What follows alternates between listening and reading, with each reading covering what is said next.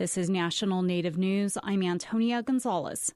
Indigenous people plan to march Friday in Washington, D.C. to draw attention to a number of issues facing Indigenous communities around the world.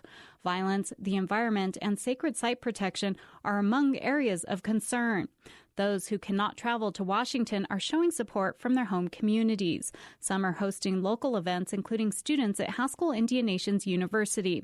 Haskell Student Senate President Lindsay Robinson helped organize a march in Lawrence, Kansas. We're participating because it's an important issue that addresses national issues from every tribe and every place where Indigenous people live. It's outside of the United States, it's Canada, it's South America. We're advocating for missing and murdered Indigenous women, water rights, treaty rights violations, all of these things that Native people have faced throughout all of history. And so we just think it's important that it needs to be addressed, especially with the new day and age and the change in the House and the change in the Senate. So just advocating and participating and making it known that it's not just in D.C., it's everywhere.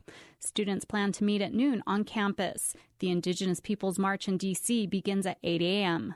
The Federation of Indian Service Employees Union is providing workers with information, updates, helping people apply for no-interest loans, and has joined a lawsuit as the federal government partial shutdown continues in its fourth week. Sue Parton is president of the Indian Union, which represents employees in 4 agencies under the Interior Department serving Indian country.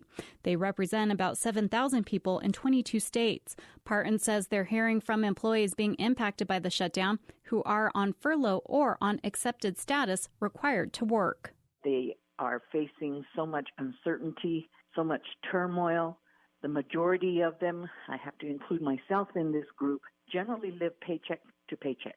Missing one paycheck, which everybody did this last pay period, has really started to up the anxiety and force employees to make choices as to where they're going to get funds and then how to prioritize what they're going to spend their funds on.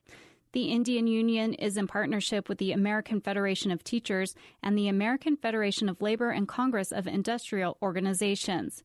Bureau of Indian Education employees are mostly exempt due to forward funding. The new president of the Navajo Nation says Navajo people are ready for change. Jonathan Nez took the oath of office this week, saying his administration is prepared to lead the large tribal nation. Nez credits grassroots efforts and listening to voters for helping him win the presidency. For us, it was just down-to-earth, one-on-one discussion with the Navajo people on what their issues are. And so we sat there and listened.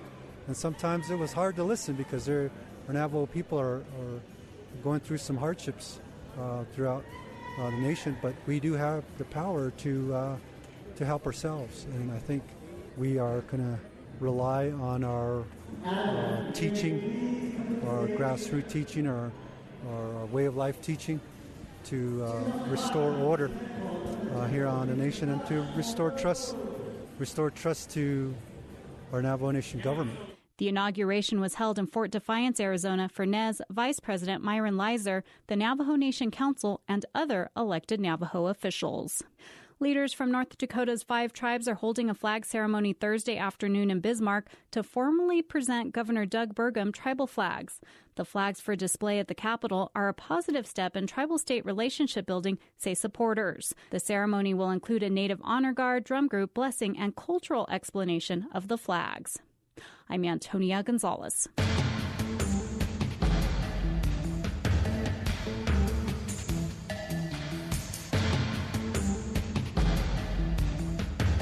National Native News is produced at the Annenberg National Native Voice Studios by Kawanak Broadcast Corporation. Funding is by Odawi Law Group, provider of Indian law solutions, and by the Corporation for Public Broadcasting, with support from the Public Radio Satellite System. Support by the Herd Museum, hosting the 29th Annual Hoop Dance World Championship, where you can see more than 80 talented native hoop dancers vie for the championship title February 9th and 10th. Details at herd.org. Support for law and justice-related programming provided by Hobbs, Strauss, Dean & Walker, LLP, a national law firm dedicated to promoting and defending tribal rights for more than 30 years. More information available at hobbsstrauss.com.